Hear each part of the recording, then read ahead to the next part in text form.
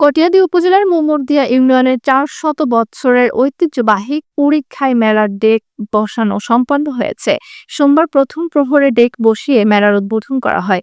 প্রায় ৪৩৯ বছর পূর্বে আউলিয়াদের শিরোমণি হযরত শাহজালাল এর সফরসঙ্গী হিসেবে হযরত শাহ শামসুদ্দীন আউলিয়া এদেশে ইসলাম ধর্ম প্রচার এসেছিলেন। পরে সাথে আরও ৩ জন আউলিয়ার সাথে নিয়ে কটিয়াদী উপজেলার মোমরদিয়া ইউনিয়নের কুড়িখাই গ্রামে তাঁবু পরে ইসলাম প্রচার করেন। তার মৃত্যুর পরে মাজারকে ঘিরে সেখানে মেলার প্রবর্তন হয়। আল্লাহ যদি আমার বাতিজা দেয়, আল্লাহ যদি এই অলির উসিলাতে তাহলে কাহা আরান্যা মানুষের কাছে হইতে খাওয়ায়।